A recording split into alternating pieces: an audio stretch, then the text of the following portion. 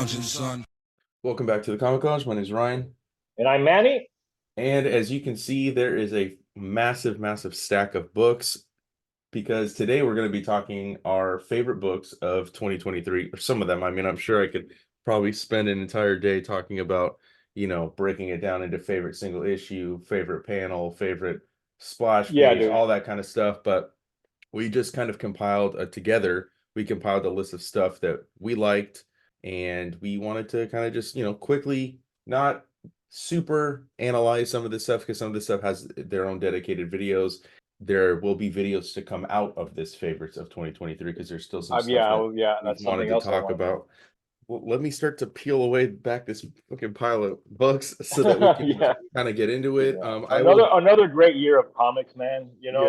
Great year. From all kinds of comics, from all sorts of publishers, from all sorts of publishing formats. I mean, like you said, Ryan, like if I were to sit down, and I did, and started writing down every comic I loved this year, I was gonna have like 50 books. All right, well, I just peeled away to the bottom, so I'm gonna start with this, I guess. This was something that I just was looking around on my shelf, and I realized that this came out this year, so fuck it, why not? Very quickly, I'll just go through it. So this is the Quick Stops book. Kevin Smith came back to comics to write some stuff, but he set it in his Views universe, and he also did another book called Masquerade, which I'll be honest with you, that one I haven't read yet just because like I wanted to read his books for his characters. But this was a cool little, they were one shots. I think we've talked about some of them. We didn't break it down, but we when we were doing our weekly picks, I think we started off with like, man, what did we do? We might have done like the last two, I think we talked about, but just really cool. Each one is set with a different group of characters. Like this has Holden and Alyssa Jones and Jay and Silent Bob, so tying into Chasing Amy. I'll also really love the fact that he chose to do it in black and white, because I think that's how all Clerks comics should be. That's just me. You got appearance from Bluntman Chronic, the Bluntmobile. So, cool little homage to Dark Knight Returns in here. Them fighting Cockknocker. You got this. You got the meeting of it's Randall and Brody together, and they're going to their cousin Walt's funeral. And then you got Elias from Clerks 2 and talking about Pillow Pants, the pussy troll. And then him meeting the Crypto Kid, which is from Clerks 3. And then you have, a final story with Dante meeting Veronica and going on their first date. And then he's at a Hicks family reunion, which hilarity ensues there as well. But I just wanted to quickly, this is definitely going to be something I want to do more of a dedicated video to. But this was, one of my favorites from this year. I know it's somewhat cheating because the issues came out in 2022. I think there was an overlap. But since the collection came out this year, I found a loophole and found a reason to put this up on here. So that's one of my favorite show books. And you do what you want. Right? That's true. I do what I want. That's one of my favorites from this year. So I'm going to go with one. I don't think this one was on your list. I'm not sure if you read it, but it's the HeMan Effect by Brian Box Brown. I'd read a couple of books that Brian had done. He did one called Child Star, which was a fictional sort of. Brian does these comics that are very documentary-esque. Yes, like I'm familiar with his work. Yeah, usually he does something nonfiction, which is what the HeMan Effect is. So basically, he takes the story of He-Man and how Mattel basically used like propaganda models to sell He-Man very effectively to kids in the 80s, which is something that became the norm in the toy industry going forward. But like everything Brian does, he puts forth this information in such an engaging and such a attractive cartooning way that it's very compulsive to read. It's like watching like the best documentary where like even if you're not interested in the subject, and I mean I loved He-Man as a kid, so I was interested in the subject. Sure. That's beside the point, but he makes it so engaging that you're gonna love it no matter what.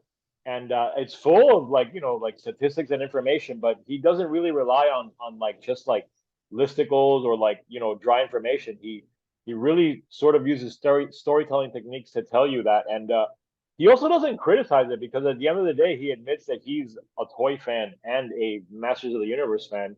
So he just wanted to sort of see why He-Man was so effective when and when you read the book, you realize that from the beginning, the concept was sort of shrouded in a lot of issues getting started, and it became this runaway success. And it's also like an examination of the power of nostalgia and Yeah. why nostalgia is one of the most powerful emotions that we feel. And that's the thing that I really loved about the book, is that it put into words and images what nostalgia meant to me or means to me in a way that I couldn't. I loved it, and I highly recommend it. Whether you're a toy fan or not, definitely if you're a cartooning fan, you need to get it, because there aren't many cartoonists that do this sort of documentary style, and he does it great. And I think it's one of the best books of the year. Yeah, that's definitely something that's been on my radar. I'll definitely yeah, definitely I'll be checking that out. And I'm gonna jump back and forth between these like collections I have and then some singles. Talking some Mighty Keane now. This is, to me, I don't even think this is like hyperbole. He's one of the most prolific cartoonists that is working right now. He is constantly putting stuff out. He does it all himself. Not only is he writing, drawing, he fucking ships it too. And does his Patreon, does all his social media. He's doing everything. So I just wanted to give a quick little shout out to, my homeboy Mighty Keane. I got issues 6 through 8 of Steel Streets over here. I got Lost at Land. He did. And then obviously I think what a lot of people maybe are even being introduced to his work through is his bootleg Spider-Man stuff. This one came out, I believe it came out in 2022. Or it came out at the tail end or the beginning of this year. I'm not quite sure the way the timeline fell, but this one definitely came out this year. This is the second one. Obviously, you can see the difference in size. He's re-releasing issue 1 in the same format, adding a couple extra pages. I double dipped because, well, it's new and I like the fact that it's the same size. So I think he's just super talented. I think that, his design sense too, the way he puts a book together. Obviously, like, I haven't gone through these yet. I've gone through the first 5 issues of Steel Streets. We've gone through a couple of his other one-shot superhero comic books, because superhero comics is his line of books. And then we're gonna cap off season 1 of Steel Street soon. Him and I are gonna do a pretty hefty day of recording, going through 6 through 8. But just really cool comics. I mean, even in the back with his ads that he makes for this stuff is just hilarious. Yeah. He has editorials. He has like a Steel Street skateboard, Big Cigarettes, which is one of the cigarette companies in the comic book. I think he's done movie posters where he has like Danny DeVito, Marissa Tomei as some of the people that are in here. I mean, a video game, Game Boy, just really cool stuff. So again, I go through a lot of deep dives with Madi himself on the channel. We have a bunch of interviews. I have a playlist because there's so much stuff with him on the channel. So be sure to check him out. I'll link his stuff down below as well, so you guys can check it out. But I know that this was also one of your picks as well. I mean, there's a lot of overlap in terms of who picked what. So this is kind of a mutual one, but this is just one I wanted to throw up. Bootleg Spider-Man was definitely something I was really looking forward to, and I bought it as soon as it came out, read it as soon as I got it. And Madi's a creator that I discovered like through Bootleg Spider-Man #1, but I fell in love with everything else he's done. I've interviewed him as well for Monkeys Fighting Robots, and very approachable guy, very awesome guy, great creator, all around, someone that you guys should really definitely check out. Yeah, he's awesome, man. I mean, I think he only had 3 books out when him and I first talked. So I got into the ground for. I have every single thing this dude has put out. I have in my collection, so can't miss when you pick up a Mighty Keane joint. My next one is a title I've been following from the beginning. It's "What's the Furthest Place from Here" by Matt Rosenberg and Tyler Boss. It's a book from Image, and it is a post-apocalyptic tale about teenagers. And the series at the beginning was very cryptic. You really didn't know what's going on. But this year, man, they really sort of started bringing everything together, and you start sort of seeing where the title is going, and it's getting really interesting. It's always surprising with the twist that it takes, filled with love and allusions to music, which is what really sort of connected with me in the first place. Matt Rosenberg's a huge music fan, and it seems like with what's the furthest place from here, he's sort of fusing his love for music and his love for comics.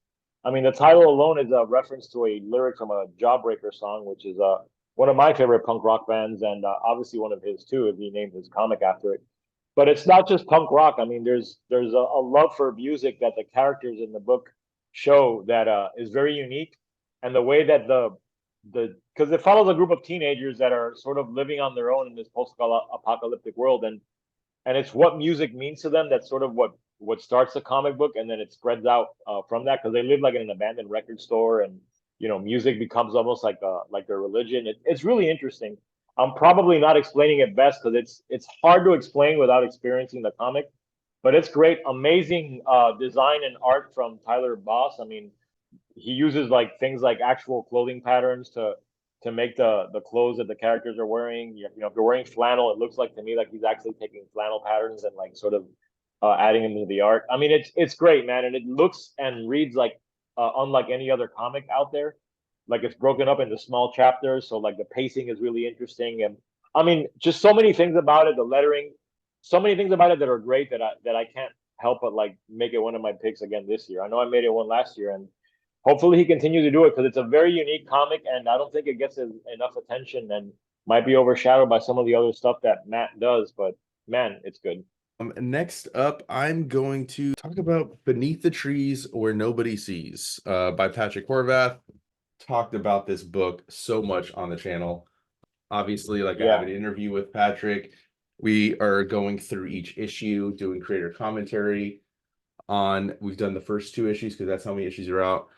It's sold out the first printing.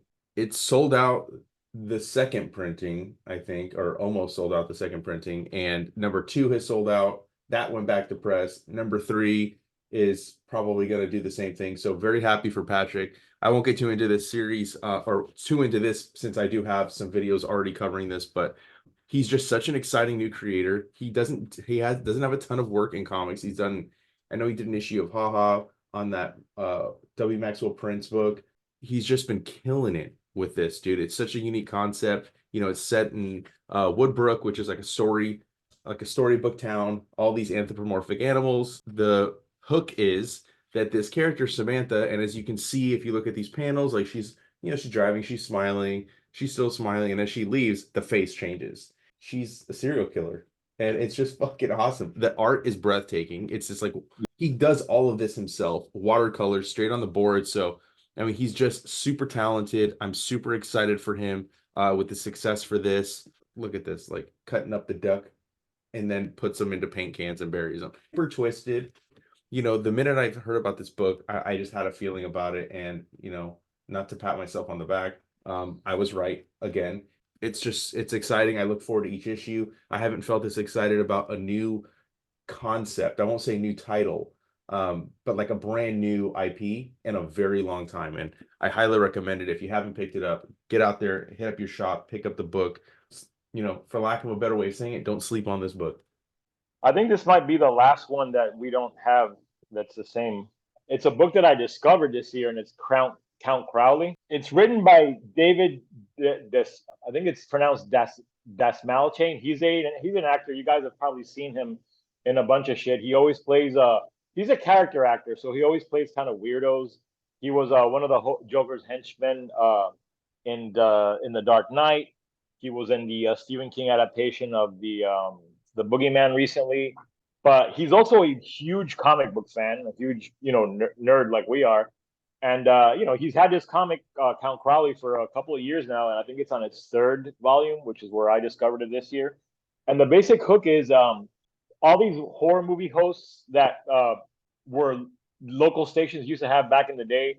I mean, when I was growing up, we had one in Miami. Like, it'd be on a Saturday night, like a local TV station would show a horror movie, and they'd have some person in a costume sort of introduce them, like Elvira. This is where like the concept of Elvira or Vampira came from. Mm-hmm. But the hook is that this particular one, Count Crowley, is not only a horror movie host, but he's also a monster hunter, and it's something that gets passed down from generation to generation in order to ensure that monsters like vampires and zombies and all these things don't overtake the world.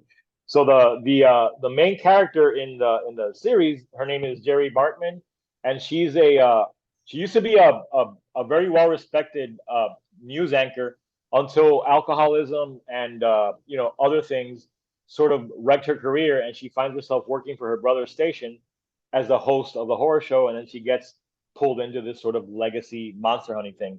And I mean, it's a great concept. And always in the back of my mind, I wanted to check it out. When the new issue of the current volume came out with a new #1, I decided to pick it up, and I was hooked immediately, man. The writing is fantastic. David really works issues of sobriety and alcoholism into the concept, which is something that I connected with. And it's not preachy at all, but it is in the DNA of the character, and it's part of the story. It just adds to it. But he's created a fascinating mythology.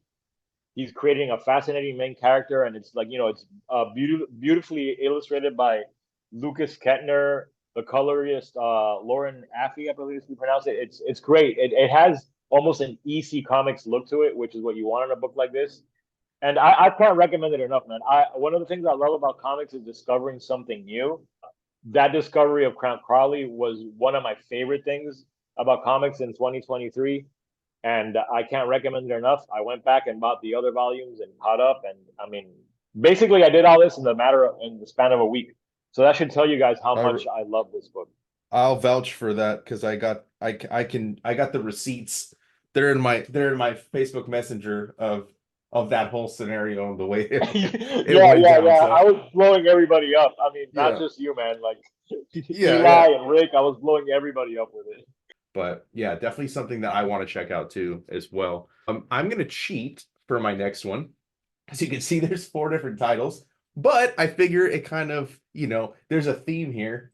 It's all Dawn of DC. These books were all launched within this new wave of DC books. So one of them, I'll admit, one of them is definitely part of Manny's picks. So I will talk about the ones didn't put on his list that he sent me first. So I will talk about, first of all, this is issue 6 of Shazam.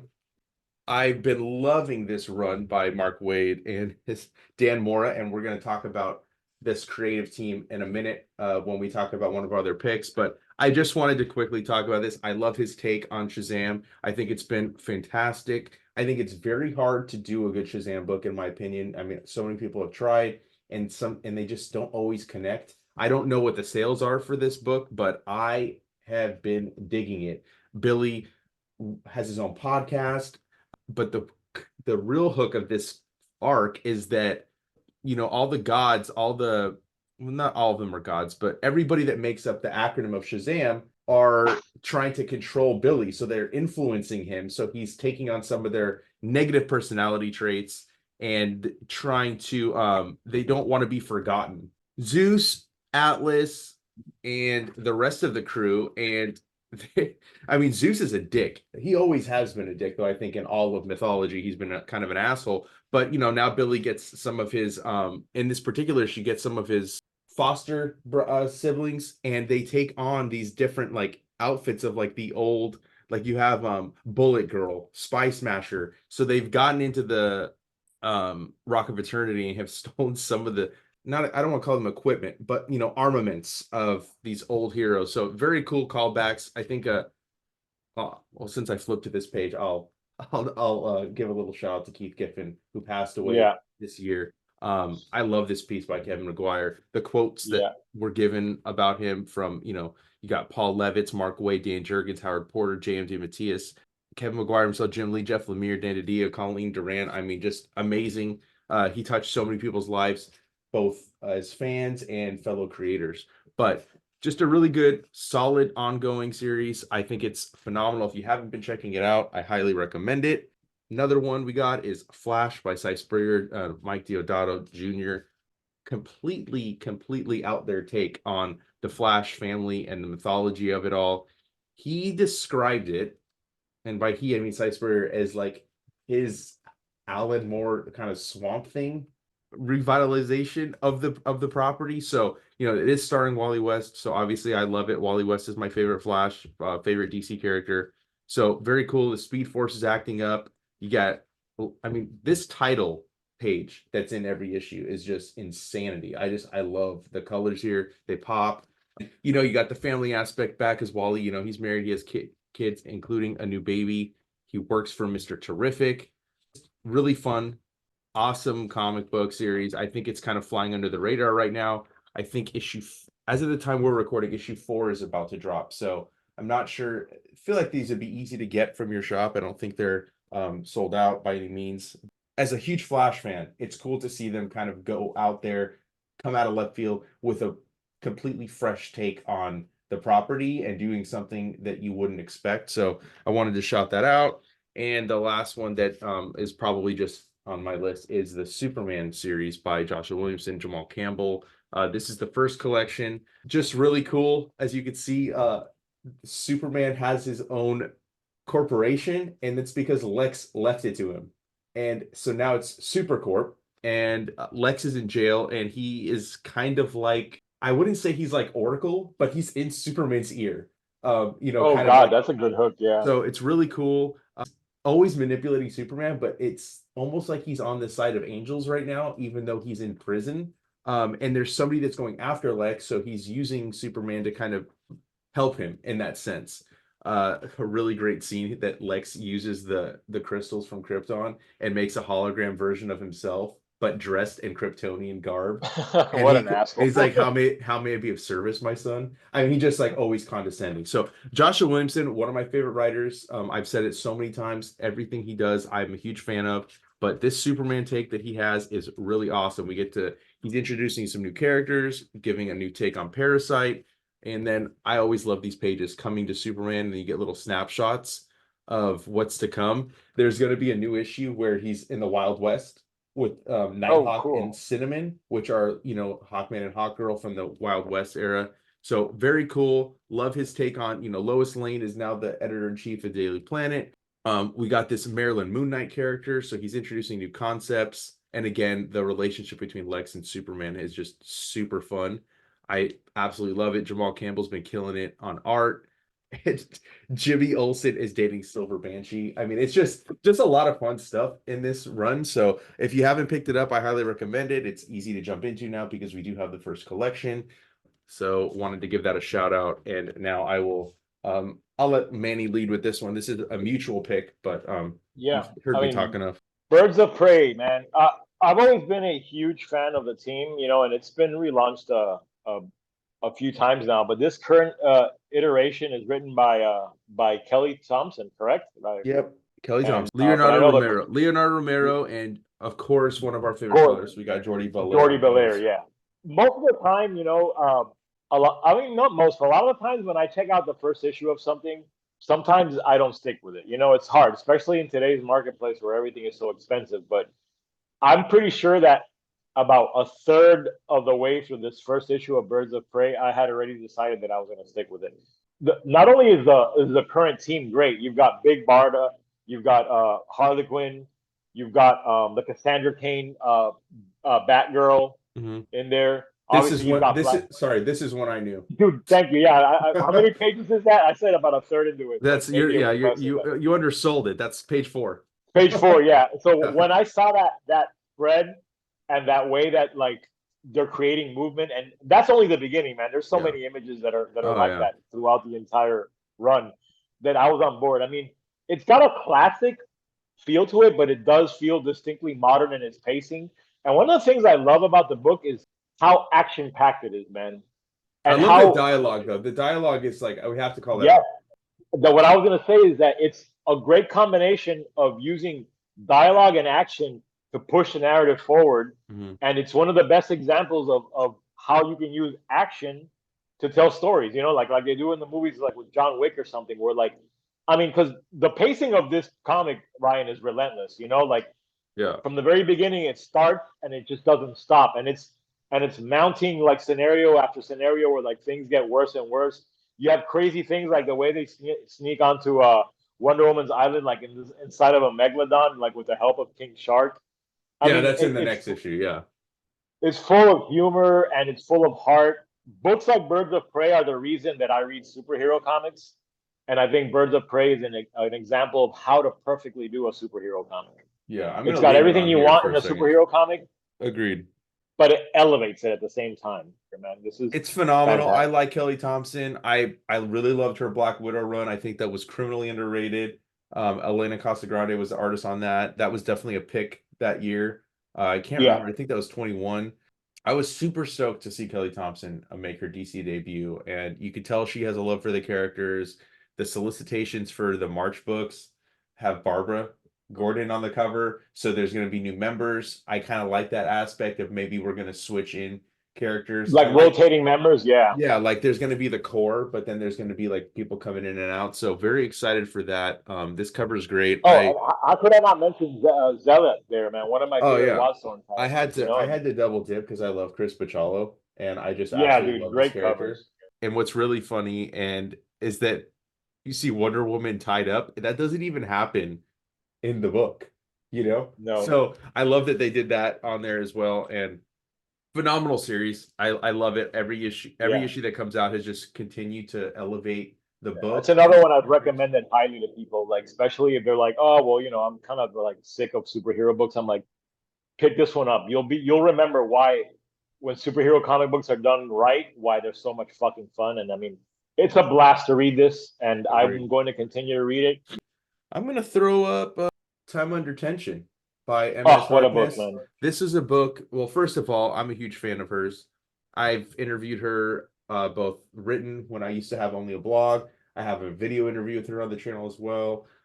She's got some really great books. I discovered her because a couple of her books were through Uncivilized, and they're the publisher that published Ginseng Roots by Craig Thompson, and that's how I discovered them. But they put out some dope comic books, and I have a little spotlight of showing some of the work they do. But the stuff that stood out was some of MS Harkness's work, and she does a lot of autobio, and she is not ashamed at all to show some stuff that maybe other people wouldn't. I mean, there's scenes in here, there's scenes in the previous books.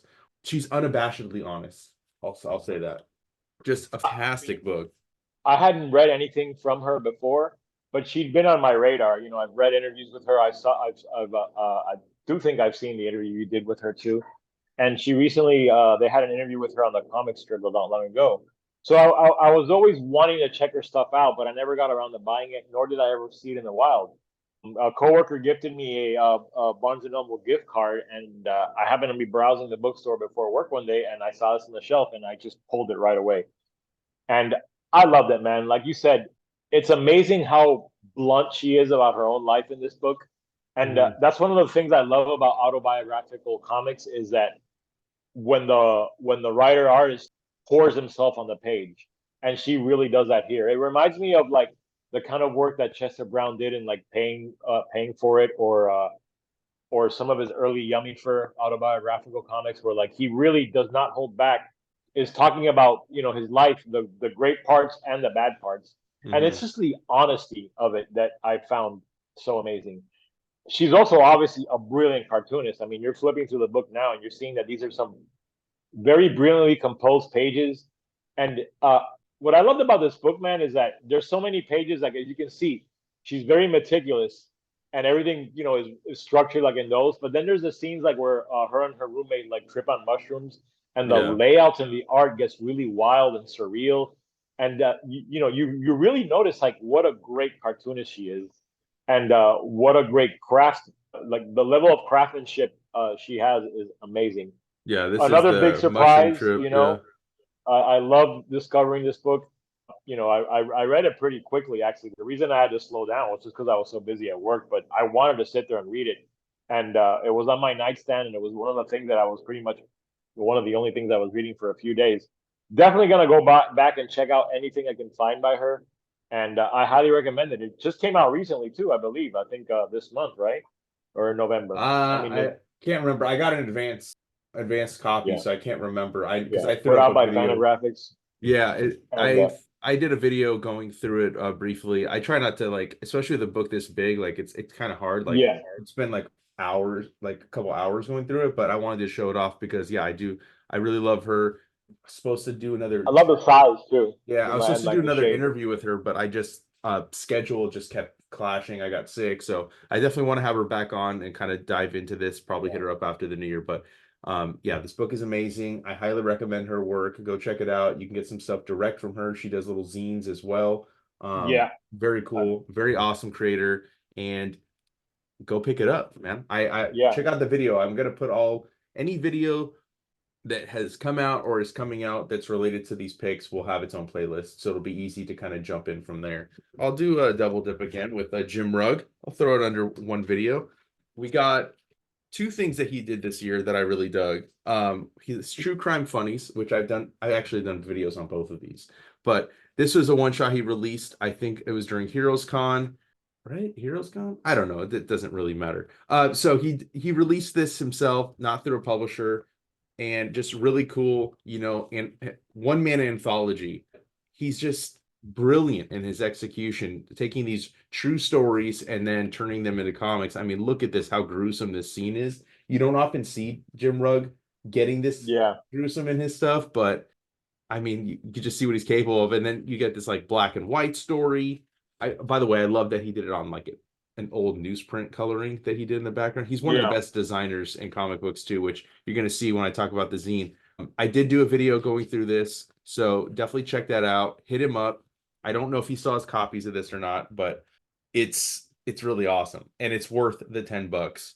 But this one, this beast right here, I was waiting for this. I think a lot of people had heard him talk about doing a Yeah. 1986 I need to for a get long that. time, and he didn't.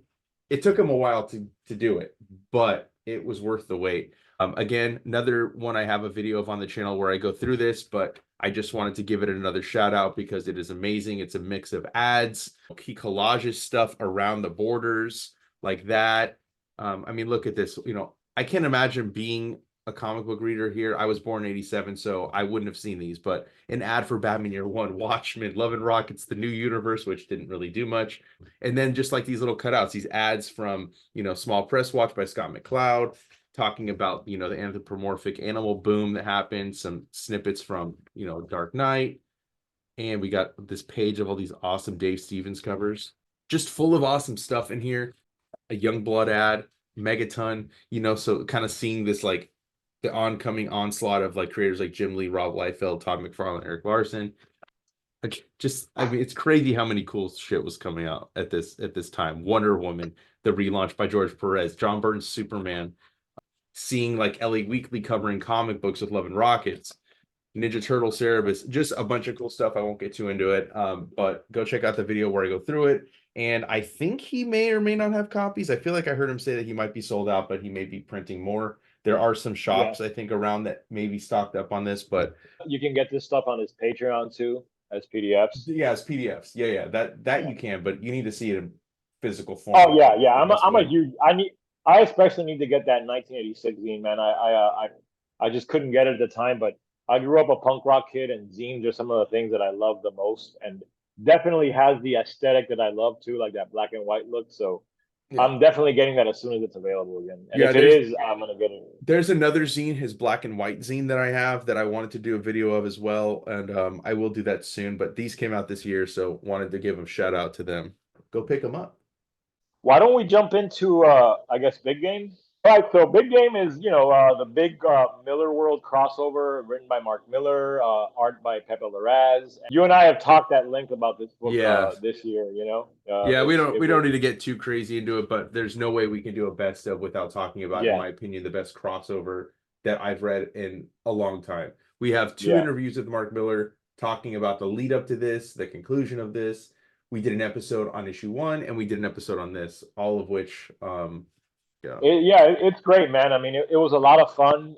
It has the things that make a crossover great, it has, and the things that don't make a crossover great, it doesn't have.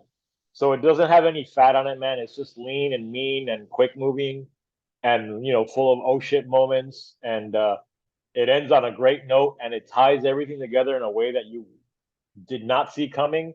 It's just a lot of fun, man. And it's one of the books I purely enjoyed reading the most this year. So I couldn't not put it on the list.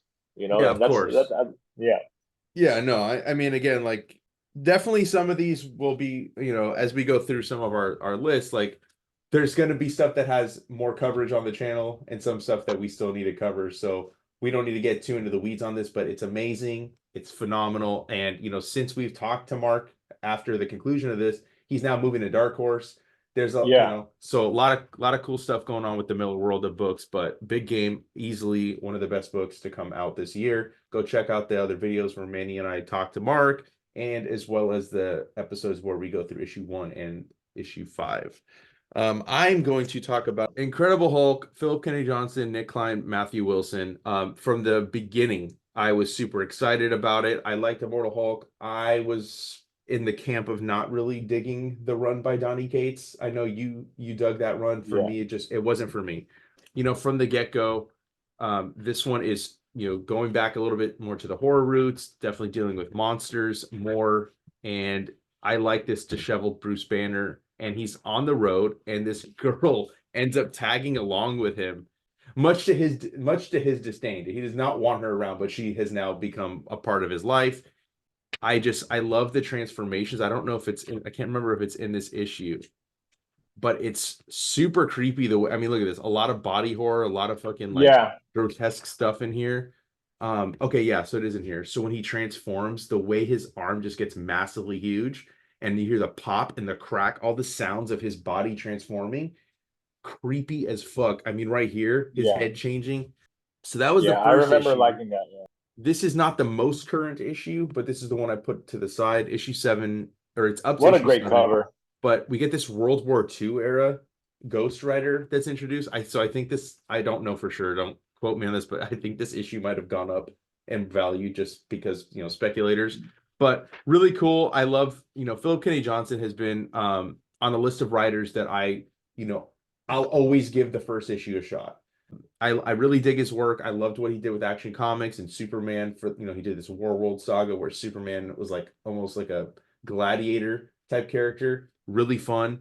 And this is this girl that's with him, with Bruce now, but just super fun story. And he continues to, every time I'm like, okay, maybe I'll just trade weight this. I read the next issue and then I'm like, nah, I'm gonna keep it on.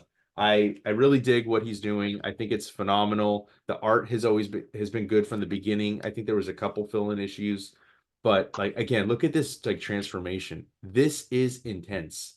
The way the bones coming out on his spine.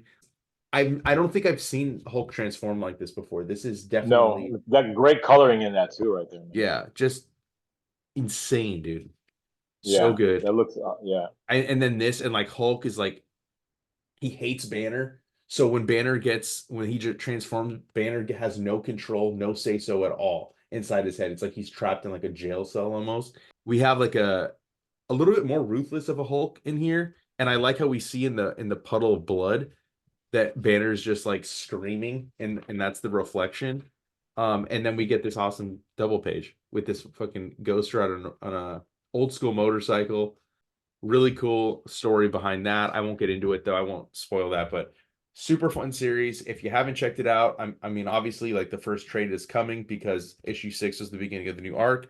But I highly recommend picking up this run by Philip Kennedy Johnson and Nick Klein because it is insane how good it is. Probably one of the year's most anticipated releases is Monica by Daniel Clowes. Now it's been a while since Clowes had something out, right? I mean, I think Patience was the last book he had, and that was several years ago. But the hype for this book obviously was huge. That caused a little apprehension at me at first because, like, when something gets so hyped, it's hard for it to live up to what your expectations are. But I gotta say that this book not only met my expectations, but it exceeded them. And I think it's one of my favorite things that he's done. And I mean, so much has been said about the book already in so many different areas. So again, not one that we need to get into big detail, but it's basically the story about a woman named Monica, and her life story and her search for her mother, who left her when she was real young. But at the same time, it's also an examination of like what cults can do, and there's even bits in there about the pandemic and like other things. I mean, it's such a all-encompassing sort of epic work, but sort of told through this personal story that it's both surreal and almost like a bio. I would say there's elements of autobiographical, having listened to a lot of interviews with Daniel about like the way he was raised. I think he might have been raised by his grandparents, like Monica is in the book. So there's that. And and there's also universal themes, like as you get older, you try to figure out who you are, where you came from, how you relate to your parents, and even going further back, because that's what Monica is doing. And I mean, it's great. It has some of the best art he's ever done, some of the best coloring he's ever done. I mean, the book looks amazing, and it's it's one of the best books of the year, man. I mean, that's really all you can say. I mean, it's amazing. Yeah, I won't give too much of my thoughts. I'll save that for the eventual video where we go through it. Yeah, I enjoyed the book, but I wouldn't necessarily say it was one of my favorites of this year because for me the hype was elevated so high. Well, first of all, I didn't even know what to expect with the book. So I didn't have expectations, but because everybody was so into it, I think that kind of diminished my experience reading it. I got I you. at a certain point it's like, and because it took me so long to read the book, so like I kept like thinking, okay, it's gonna be like insane. I enjoyed it, but I don't I I'm sure I'm gonna get fucking tarred for this, but we'll talk about it on a separate episode. Yeah. I'm gonna remove it now before I dig myself into a fucking deeper hole here. Hey man, it's comics. No matter what you say, you're gonna piss somebody Yeah. off. So So I'm gonna just go through the books that we've already talked about, so we can just quickly get into the stuff that doesn't have videos. We already talked about this book. How are we gonna not put this on the list though? Where the Body yeah, Was by Ed Brubaker, Sean Phillips. We have a dedicated video going through this book. We've spoiled it in there. We didn't spoil the ending, but we definitely like I think like 10 pages into it, we spoil like some of the twists. Obviously, like we both dug the book. It's amazing. Some of the best work that they put out. The characters are all fleshed out really well, like they always are in a Brubaker book. Sean Phillips, amazing. Jacob Phillips, amazing. This book is just leaps and bounds. it's Probably my great, man. favorite Yeah, thing that came out this year. I think I can comfortably say that. I think I've read it twice now. I read the PDF first when we did the video, and then I also read the hardcover, and I did both in one sitting. So that should tell you all how good it is. And really, the best way to read these Ed Brubaker, Sean Phillips joints, especially now that they're doing this like sort of graphic novel concept instead of single issues, is to read it in one sitting because you really sort of get the feel for how they want the narrative to flow, how they want the characters to sort of like relate. And yeah. again, autobiography seems to be a big theme this year with a lot of comics, and there's certain autobiographical elements to this book too. Brubaker mentions it in some of the interviews and in the back matter of the book. So definitely read that back matter essay. Brubaker is someone that loves to share, you know, his process and his ideas behind things. So best book of the year might be this one, man. Yeah, I highly recommend signing up for his newsletter. That's something that if you're a fan of his work, he is always sharing process stuff there too. Shares Yeah, recommendations. So I love Ed Brubaker. Obviously, I've said it multiple times. Ed and Sean are my favorite creative team in comic books. I don't see anything else. I mean, there was another book they released this year too, Night Fever, which I would have put on here too, but I can't give two books to the same. Super good too. And I definitely want to check hold on. I definitely want to do a video on the other book as well, but this one is just I mean, look at this. A masterfully told puzzle box mystery with a fiercely beating human heart. I mean, that's such a great quote, and that perfectly encapsulates what this book is. Go pick this book up. It came out at the tail end of 23 and then instantly became my favorite book. So highly recommend it. Go check it out. Check out the video where we go through it as well. And next, I'm gonna quickly talk about this. I won't get too deep into it, but Moonray by Brandon Graham, and I think it's Xerxo Penalta. I hope I'm not saying that name wrong, but I will definitely be doing a more dedicated video on this book, but I love Brandon Graham, Prophet, King City, Rain Like Hammers, super interesting creator, and definitely a unique style. It's just very beautiful in the way he executes his stuff, the way he builds out worlds. I think he's one of the best in comic books to do that. I think his reimagining of Prophet, Rob Liefeld's character, I mean, you wouldn't expect that, right? From a 90s extreme character into what he made that book. yeah, But again, look at this. His art is breathtaking. He not only does he build out the worlds, but he gives explanations for the creatures in there and the equipment that they use that's in here. This is a weird book. I don't think I could do it justice in a quick little explanation of it. I'll read the back. It's in a post-human world, the man of Miam is born, created to avenge a slain goddess. Our nameless warrior travels an unrecognizable landscape, constantly evolving with new wonders and terrors. Xanakin Pirates, Deadly Reflections, A Living Bridge, and A Red Tear in the Sky.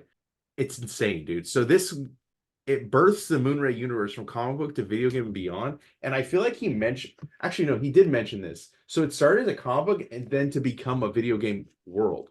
I don't know anything about the video game. Love Just, Brandon Graham, man. yeah, Like he's he's like insane. the heir to Mobius almost. Like Yeah, he definitely has definitely Mobius vibes in here. This is just, I mean, even like the sword of the character has taken on the form of a woman. It's just really weird and awesome. I just can't say enough good things about it. Again, describing like this cube builder, the flesh bullets or build flesh builders. Everything about this is like fleshed out, makes you want to learn more about this world. Just very, very abstract, camouflaged in music. Like the music is like taking on a life of its own. Insane. Very beautiful book though. Again, I want to do a more dedicated video where I can kind of dive in deeper, but this was a late addition to my picks. I finally read this last night, so I had to throw it up on the picks. I'm gonna have to check that out. Yeah. Let's talk Transformers next. You read my mind because I was gonna say we should just jump into Transformers. So we've already talked about this book. We did the first two issues. We love Daniel Warren Johnson. Again, one of the, to me, I don't want to say it was one of the surprise picks of the year because I knew I was going to like it because I love Daniel Warren Johnson's work. I haven't read a Transformers comic in a very long time, maybe since Pat Lee had it in Dreamwave. Easily one of the best launches of the year. Yeah, definitely. Great pairing of a property and a creator. Daniel Warren Johnson excels at drawing tech, and I mean, the Transformers are robots that turn into more tech. So like he's having a field day with that. But also, ever since he discovered wrestling, and he did do a power bomb, which is one of our favorite books of last year. Mm-hmm. He's also really sort of started playing with injecting like wrestling type fights into his work, and I mean you've got it right there. You know what I mean? You've got him. Basically it's a wrestling match between two giant robots, and who the fuck doesn't want to watch that? And when you add the fact that it's Transformers, one of the most beloved IPs in the entire world, it's a no-brainer.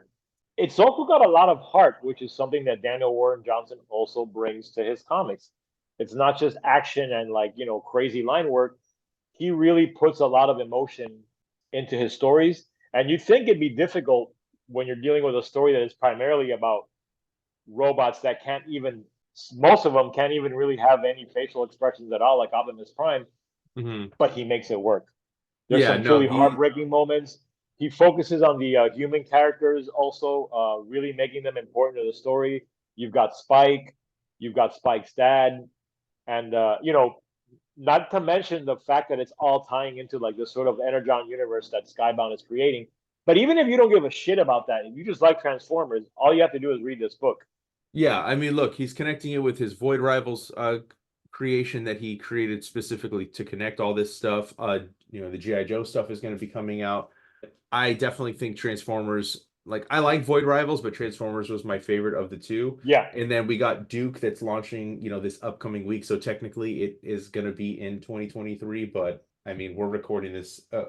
We're trying to get this recorded early. So that'll just have to fall into 2024 if it becomes a pick. But highly recommend Transformers. Check out the video of us going through the first two. We haven't done issue 3. Probably just wait till the arc's done and kind of like recap everything. Love this series. Go pick it up. Everything Daniel Warren Johnson does is worth every single penny you can spend. So go pick up the rest of his work as well. And I'm going to throw up also a late edition. I was going through my, short box of comics, and then I realized, how did I forget about this book? This series, Deadpool Batter Blood by Rob Liefeld, Chad Bowers and J. David Ramos is on colors, was just a super fun series. Yeah, I enjoyed it too. A lot of fun stuff happens in here. Obviously, like, we're both Liefeld marks, so we've gone through some of his old New Mutant stuff. Haven't recorded in a while, but we're planning to go through the rest of the whole New Mutants run of his, and so we obviously love the extreme stuff, Youngblood, all that stuff. This was a fun summer blockbuster. I mean, I think issue 1 didn't issue 1. No, I feel like issue 1 came out like right before San Diego Comic-Con, if I remember correctly. Yeah, I think so too. So fun stuff. We got, Venom Pool, Wolverine, Spider-Man coming into the mix, Cable's in the mix. Just a fun comic. Just wanted to give this a quick shout out. Love when Rob does straw Spider-Man. Just late edition, just because I just wanted to have an excuse just to talk about it one more time. So if you Yeah. haven't picked it up, the trade's coming out soon. I know he's got some other X-Men related stuff coming out in 2024. So pick up the trade when it comes out. Dope comics. Maybe I Am Stan. I know that was one of your picks. That was next up on my pile. So we're winding down. I only have 4 more books in this pile after this. So yes, I Am Stan, again, another one that has a video on the channel. Go check it out. Tom Scioli as well. Did multiple interviews with him. This was the follow-up to his Jack Kirby book, which makes sense, so now we're getting to see the flip. We're seeing it from Stan's point of view instead of Jack's. Amazing book. Yeah, I loved it too, man, and I love that he's able to sort of show Stan warts and all, as he did with his Jack Kirby book, and Stanley is one of the most probably polarizing people in comics.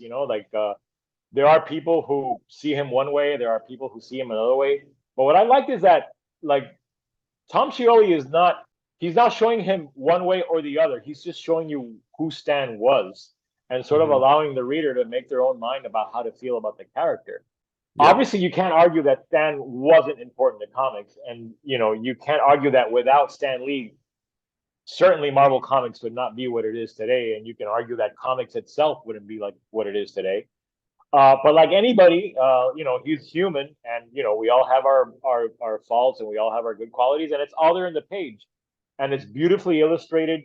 One of the most impressive things about the book is the lettering. There's a lot of reading in this one, and it's funny because Stan likes to talk, and it makes sense, but it doesn't ever seem boring, and it must have been a chore to figure out how to make these word balloons work on the page. And I also love that it looked different from his Kirby book. His Kirby book had more of a comic book like feel to it, and he was obviously sort of going for a Kirby-esque look when it came to that book. And like you said, since Stan likes to talk, it's only natural that this book is heavy in the dialogue. So it's almost like meta that way too. I mean, Scioli is one of the best cartoonists working today. And I love him when he does these biographical books. I would love to see him do more. I would love to see him do something on Ditko maybe, or even like Frank Frazetta, or who the fuck knows, man. There's so many people in comics that had interesting lives that he could probably make into an amazing book. But man, I mean, I was excited when I heard about this book. I ordered it right away when it was announced. I read it right away when I got it, and it's definitely one of the best books of the year. Yeah, this was definitely one I got early, so I waited to drop the review video until after it was already released. But this one is phenomenal. A lot of great scenes in here. I think this one too, where he's, this opening page where he's being told how to sign the book. Artistically, it's the most, I don't want to say detailed, but it looks different from the rest of the book. It's very dark in the way it looks, and I think it's meant to be that. But just like how they're spelling out his own name to him as he's signing. I had that exact experience when I met Stan Lee. So that kind of hit me from the get-go. I love the inconsistencies in Stan's stories and when he's telling people, and I like how Scioli kind of showcased that. So very good book. Easily one of the best books to come out this year. Check out the interview with Tom that's on the channel. The video, I have a video through the Jack Kirby book, the one with this one as well. So highly recommend it. Go pick it up. It's worth it. Get both if you don't have them. They're awesome books. Yeah.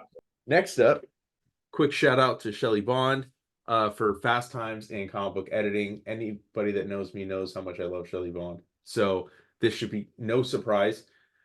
We're definitely planning to go through this book, kind of a director's commentary between the panels type of deal. So Shelley wrote this, and then Imogen Mangle is the artist on here, as well as some other people doing some art as well. I just love her writing style. I like that this is the second in her trilogy of comic book editing books. This one takes a look at some early days of Vertigo. I love the, collage aspect of it where we're seeing, through time, the different, from 66 to 80, and then it just continues on. And we just get little snippets of her life. And I just think it's really cool. I think this story I feel like was actually in another book as well that she put out, the college radio book. I don't know if you remember that one. Yeah, I do. Yeah. But yeah, I just think it's cool to see her experiences with some of like the big names in comic books. And we have stuff from them in here as well. Like Neil Gaiman contributes to this book, Peter Milligan, and getting this little like behind the scenes stuff of Vertigo, which was my favorite imprint in comic books. I just Yeah. love it. And I think that the art in here is great. Again, look, everything about this is just super cool. Like just all the different little tidbits. And then also to sprinkle that in with a lot of comic book stuff, right? Like you get Tess Fowler talking about this young American British invasion. And it's just a quick little 3-pager, right? And then you jump into 94, 95 and talking about one of her office mate from hell. And just like I can hear Shelley's voice when I read this, and I think that's Yeah, she's why one of my favorite people in I comics. think So that's why I enjoy it so much. And developing this friendship that I have with her that is, going back to, man, I can't remember the project. I think it was man, not the what was the name of it? I can't remember, but it was a few years ago, pre-COVID. So, it's just been cool developing that friendship with her. I didn't mean to flip to this page, but I'm in the book too. So that's kind of cool. Wearing my Love and Rocket shirt. So highly recommend picking it up along with Filth and Grammar, the first book. But I'm excited to see what she's got next. It's, between the first one, which was more of like a textbook, kind of teaching you about editing comic books, and then getting this too. I love this picture of Grant Morrison. Scene of the crime, which Shelley like edited that book, and that's kind of what started the, I don't want to say creative relationship, but I guess kind of, with Sean Phillips and yeah, Ed Brubaker. So I yeah, mean, just insane what she's how much stuff she's had a yeah. hand in. Stuff with, I mean, look at this little note from Paul Pope. Amazing book. Highly recommend. Go pick this book up along with Filth and Grammar. Stay tuned for everything Shelley puts out through Off Register Press with her husband Philip Bond as well. They got a bunch of cool stuff you can buy directly from them. I'll link that down below as well. So go pick it up. World's Finest. The only reason I have this one is just because it was an easy collection to kind of throw up. This is the second volume from World's Finest. Manny was kind of mentioning to the current, or no, oh no, I'm sorry. You were talking to me about it before we hit the record button Yeah. about the new issue, which is in the current arc talking about Kingdom Come. But this kind of ties into the current arc because this is where we first meet Thunderboy, which, whatever, I'm going to spoil it if you haven't read it. He becomes Magog in the Kingdom Come universe. Yeah. So again, this series has just been phenomenal from the get-go. I've been reading it since day one. I forced Manny the series because he wasn't reading it, and I just kept talking about it until I wore him down enough, and he picked up the book, and now he loves it. So it was another win for Ryan. Yeah, it's great, man. I mean, the concept is that these stories take place, very early on when Superman and Batman met, Yeah. and there's plenty of callback to like big moments in DC continuity. But you also don't need to really know about the current continuity or too much overall to enjoy them, man. It's a great book to give to people that might want to be interested in reading superhero comics, and then you give them something with Batman and Superman, which are two characters that anybody in the world can pretty much know off a glance. So it works for deep nerd comic fans like you and I, but it also works for the casual fan. And I Yes. think that's one of the best things about the book. And the art is amazing. The way that it connects to the bigger overall history of the DC universe is amazing. Yeah. And just the chemistry that Mark writes between Batman and Superman is great. Mark Waid is probably one of the people that understands Superman the most. It's his favorite character, and he's Yeah. written him numerous times over the years. But he's also great at writing Batman. I mean, Mark Waid is literally one of the best superhero writers that have ever graced the medium. And I mean, he's going on probably 40-year career now, and he's Yes, still pumping yes. out amazing stories. He's, in my opinion, he's probably the best superhero writer, and has consistently been so for a very long time. Yeah. I don't want to say I'm biased, but I mean the first comic book I ever read was a Mark Waid comic book, so I obviously love him and everything he Yeah. does. I think he constantly like he's able to stay fresh. He doesn't ever feel like he's like a writer No. that's past his prime. And I mean pairing him with Dan Mora, and they did like I already showed it, the Shazam book, Great but team, this, man. Yeah. yeah, they are producing some of the best comic books. This is super easy to get into. I love seeing Dan Mora just draw so many of the characters. The way Mark Waid can just like basically just keep throwing people in. He has Doom Patrol in I think it was the next arc, I feel like, or Metamorpho is in there. We get this Joker Key team up in here, and just absolutely phenomenal storytelling. I mean, look at the way Dan Mora can capture emotion too. Like that is intense right there. I like, obviously this book is spun out into World's Finest Teen Titans. This is where we see that version of the team first. Every character he writes, he just captures their voice epically. This when I saw this, dude, because I couldn't figure out who Thunderboy was, and then we saw this with Magog, I was like, oh my god! I remember reading it and just Yeah. like, holy shit. Again, And I can't remember you recommend this told me enough. how that one thing ties into Kingdom Come, and like you didn't spoil it for me, which was great because I was able to sort of read some of that on my own. And again, great superhero comics, man. And I am so glad that you turned me on to that title. Yeah, It's amazing become one that I series. read. Got Yeah. 2 volumes out. Third volume's on its way. It's currently in the fourth arc, and there's no signs of it slowing down. So go pick. You can jump into either arc too. You don't need to. And I jumped in on the third issue of the second arc, I believe, and I was able to enjoy it and get hooked Third right away. arc. So You were in the third third arc. arc, yeah, you're right, yeah. Yeah, So yeah. I was late to the game, but I'm all in now, and I'm a season ticket holder, my friend. Yes. And one more DC book, second to last book we're going to talk about. Got Nightwing. I won't get too into this. We've talked about this book plenty of times. There's a video going through the first arc. Tom Taylor, Bruno Redondo, and I think we even talked about one of the issues in here. But I think it's the best Nightwing book in a very long time. It's just so consistent, man. Yeah, Nightwing delivers month after month. yeah. Like Again, this is something I've been reading since day one of this arc. I think I turned you onto this one as well. I'll take the yeah, credit for it. We got Barbara back in the mix. We got him in a relationship with her. We got a new villain with Heartless that's been introduced. I love this, dude. This imp, his hilarious, version dude. of Mr. Mitzi Pitlitz. Yeah. So I love this. He has a sister now. But the real winner for me in this particular collection, and it did come out this year, was issue 100.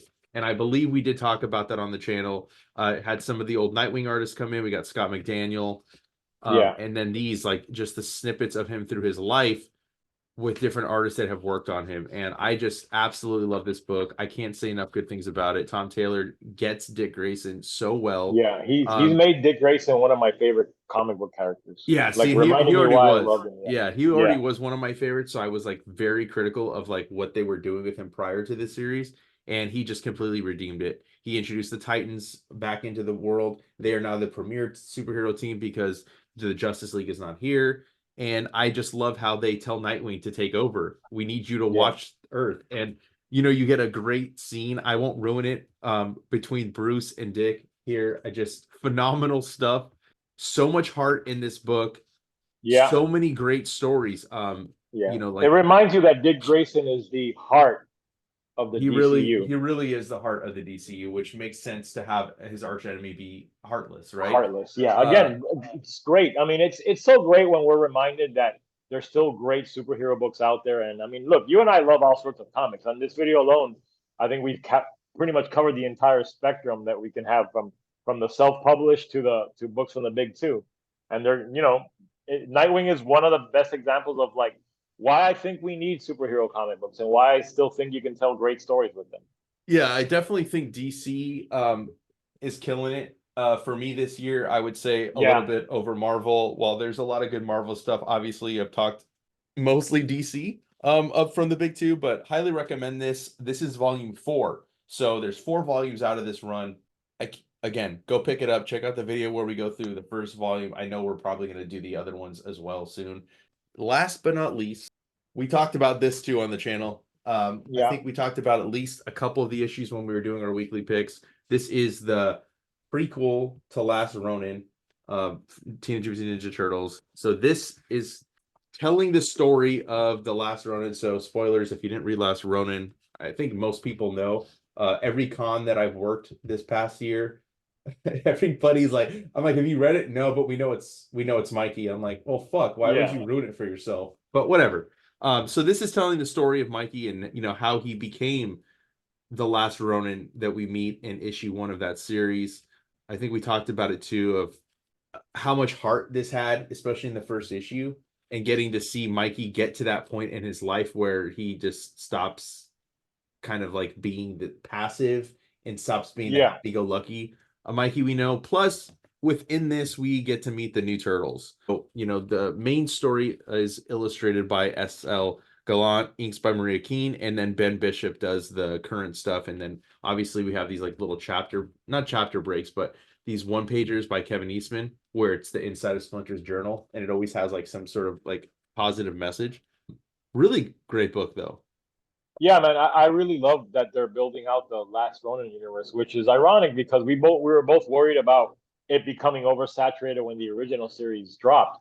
But it seems like they're being real careful as to how they're doing it.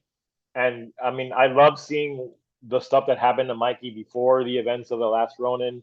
It fleshes him out as a character, and this is also a really great book for people that might not be current with the Turtles. Yes. But we're big fans of the original run, because this is more of a continuation of that than what's going on in the current book now. Not to take away from the fun that I've been having with that, but again, I really love this book too, and I'm on board for anything Last Ronin related going forward.